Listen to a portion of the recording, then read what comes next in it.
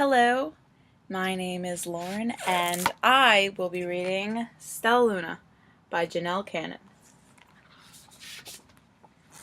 In a warm and sultry forest far, far away, there once lived a mother fruit bat and her new baby. Oh, how Mother Bat loved her soft, tiny baby. "I'll name you Stellaluna," she crooned. Each night Mother Bat would carry Stellaluna clutched to her breast as she flew out to search for food. One night, as Bat followed the heavy scent of ripe fruit, an owl spied her. On silent wings the powerful bird swooped down upon the bats. Dodging and shrieking, Mother Bat tried to escape, but the owl struck again and again, knocking Stellaluna into the air. Her baby wings were as limp and useless as wet paper. Down, down she went faster and faster into the forest below. The dark leafy tangle of branches caught Stellaluna as she fell. One twig was small enough for Stellaluna's tiny feet. Wrapping her wings about her, she clutched the thin branch, trembling with cold and fear.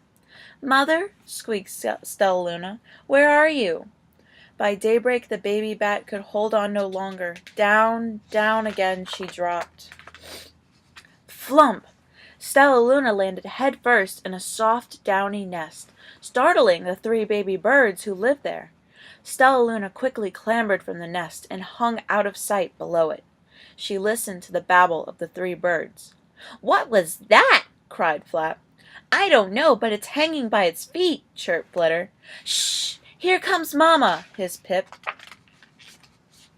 Many, many times that day, Mama Bird flew away, always returning with food for her babies.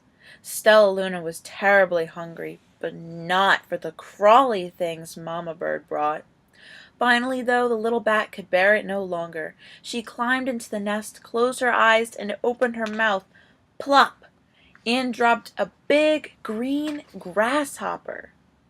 Stellaluna learned to be like the birds. She stayed awake all day and slept all night.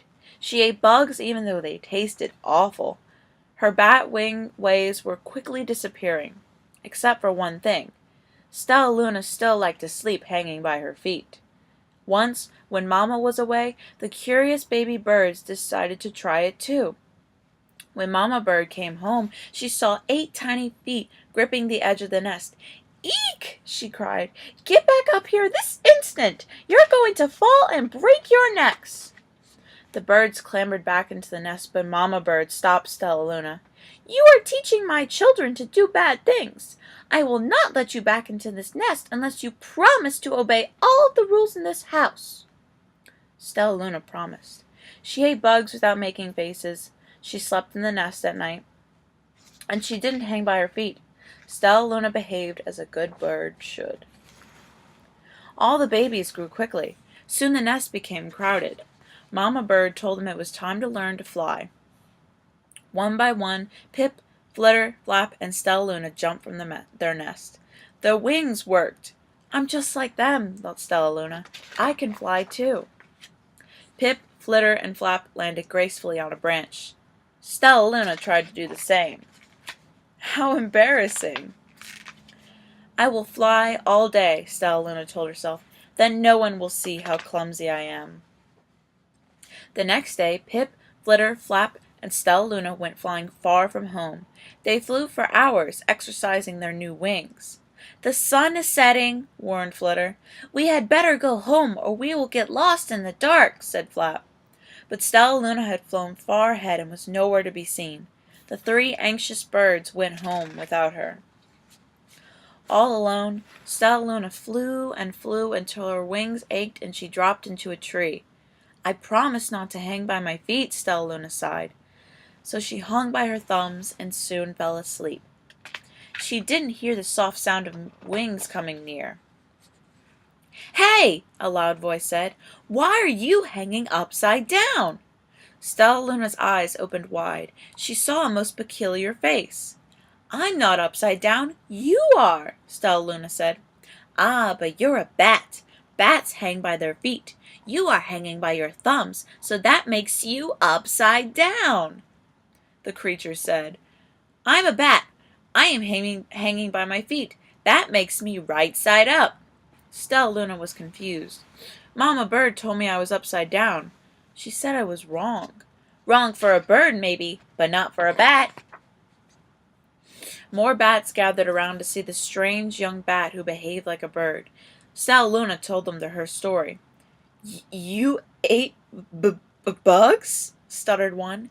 You slept at night? Gasped the other. How very strange, they all murmured. Wait, wait! Let me look at this child. A bat pushed through the crowd. An owl attacked you? She asked. Sniffing Stellaluna's fur, she whispered, You are Stellaluna. You are my baby.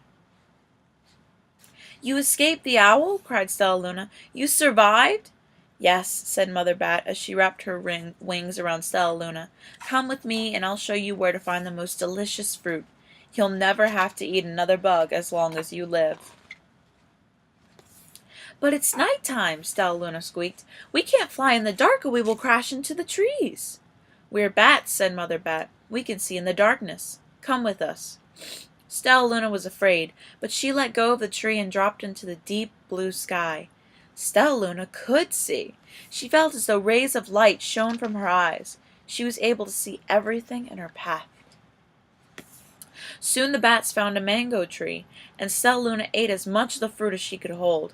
I'll never eat another bug as long as I live, cheered Stellaluna as she stuffed herself full. I must tell Pip, Flitter, and Flap. The next day Stellaluna went to visit the birds. Come with me and meet my bat family, said Stellaluna. Okay, let's go, agreed Pip. They hang by their feet, and they fly at night, and they eat the best food in the world, Stellaluna explained to the birds on their way. As the birds flew among the bats, Flap said, I feel upside down here. So the birds hung by their feet. Wait until dark, Stellaluna said excitedly. We will fly at night. When night came, Stellaluna flew away. Pip, Flitter, and Flap leapt from the tree to follow her. I can't see a thing, yelled Pip. Neither can I, howled Flitter. Aye! Shrieked Flap. They're going to crash, gasped Stellaluna. I must rescue them. Stellaluna swooped about, grabbing her friends in the air. She lifted them to a tree, and the birds grasped a branch. Stellaluna hung from the limb above them. We're safe, said Stellaluna. Then she sighed.